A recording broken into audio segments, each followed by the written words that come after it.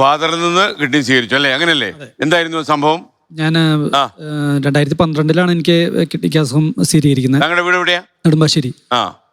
Okay. അപ്പോ 2 കിഡ്നിയും പോയി. അതെ. പിന്നെ 2021 കോവിഡ് ബാധിച്ചപ്പോൾ വാല്യൂസ് ഒക്കെ പെട്ടെന്ന് കൂടി ഡയാലിസിസിലേക്ക് പോകേണ്ടി വന്നു. അപ്പോൾ ഫാദറിനെ അറിയായിരുന്നു. ഗുരുതരമായിരുന്നു. അപ്പോൾ ഡയാലിസിസ് ചെയ്ത് തുടങ്ങിയപ്പോൾ തന്നെ ഫാദർ ഇങ്ങനെ താല്പര്യം പറഞ്ഞു. പരിചയമുണ്ടായിരുന്നു. അപ്പോൾ ഫാദർ വൈഫിന്റെ ബ്രദർ CMI വർക്ക് ചെയ്യുന്നു. ഫാദർ ജെയിംസ് അല്ലേ?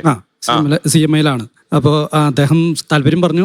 അങ്ങനെ പെട്ടെന്ന് തന്നെ ട്രാൻസ്പ്ലാന്റ് ചെയ്യാൻ പറ്റി. അപ്പൊ ഈ പൊതുവെ താങ്കളുടെ ഒരു നിരീക്ഷണം അങ്ങനെ ഒരു സ്വീകരിച്ച ആളെന്നുള്ളതിൽ ഞാൻ ചോദിക്കുകയാണ്. അവയവദാനത്തെ കുറിച്ച് കുറെ ധാരണ, പ്രത്യേകിച്ച് ഈ മസ്തിഷ്ക മരണം സംഭവിച്ച കേസിനെ കുറിച്ച് അത്ര വലിയ കഥകൾ പ്രചരിക്കുന്നില്ല. കുറെയൊക്കെ സംഭവങ്ങൾ ഉണ്ടായിരിക്കാം, ഇല്ലെന്ന് നമ്മൾ പറയുന്നില്ല. ഇവിടെയാണ് ചില സംഭവങ്ങളൊക്കെ ഇല്ലാത്തത്. പക്ഷെ എന്നാലും പ്രചാരണങ്ങൾ കൊണ്ട് എനിക്ക് തോന്നുന്ന പല ആൾക്കാരും ബലിയാടുകളാവുന്നു. അതെ. ഞാൻ ഡയാലിസിസ് ചെയ്തപ്പോൾ തന്നെ എനിക്കറിയാം കുറെ പേര് സ്ട്രഗിൾ ചെയ്ത് നിൽക്കുന്നത്. നമ്മളിങ്ങനെ ഒരു കാര്യം അച്ഛൻ താല്പര്യം പ്രകടിപ്പിച്ചുകൊണ്ട് എനിക്ക് കഴിഞ്ഞു. കുറെ പേര് ഇങ്ങനെ വെയിറ്റ് ചെയ്തിരിക്കുന്നുണ്ട്. അപ്പോൾ ഇങ്ങനെയുള്ള വാദപ്രചരണങ്ങൾ ഒഴിവാക്കിയ പെട്ടെന്ന് തന്നെ പലർക്കും ഉപകാരപ്പെടുമെന്നാണ് ഞാൻ വിശ്വസിക്കുന്നത്. ഓക്കെ, താങ്കളിലേക്ക് വരാം.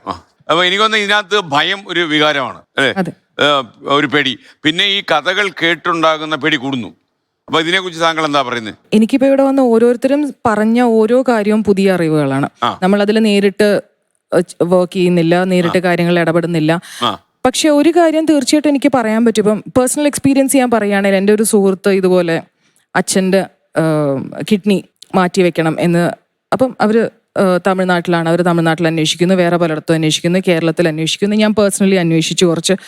പക്ഷെ അവർക്ക് എങ്ങനെ ഇത് മുന്നോട്ട് കൊണ്ടുപോകണമെന്ന് അറിയുന്നില്ല. പലയിടത്തും ഹോസ്പിറ്റലുകാർ നേരിട്ട് ഇത് കൊടുക്കാമെന്നോ അല്ലെങ്കിൽ ആൾക്കാരെ കണക്ട് ചെയ്ത് കൊടുക്കുകയോ ഒന്നും ചെയ്യുന്നില്ല, കോൺട്രവേഴ്സീസ് എന്ന് പേടിച്ചിട്ട്. അപ്പോൾ അവരൊരുപാട് കഷ്ടപ്പെട്ടു അത് ഒരു ഡോണറെ കണ്ടുപിടിക്കാൻ. വീട്ടിൽ നിന്നാണെങ്കിലും അത് ശരിയാവുന്നില്ല, ഒരുപാട് കഷ്ടപ്പെട്ടു.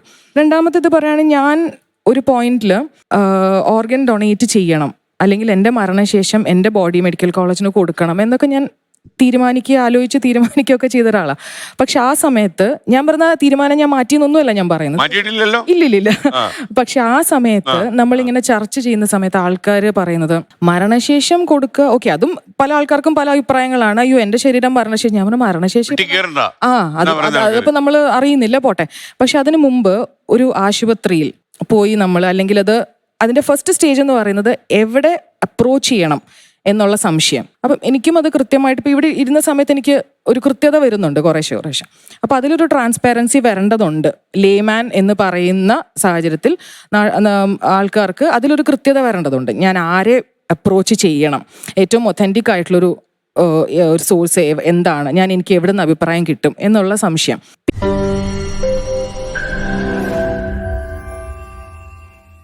ലോകത്തെവിടെയായാലും ഏത് സമയത്തും 24 വാർത്തകളും ഓഗ്മെന്റഡ് റിയാലിറ്റി പാക്കേജുകളും എക്സ്പ്ലെയിനറുകളും വിശദമായി കാണാൻ ഞങ്ങളുടെ YouTube ചാനൽ നിങ്ങൾക്ക് സബ്സ്ക്രൈബ് ചെയ്യാം.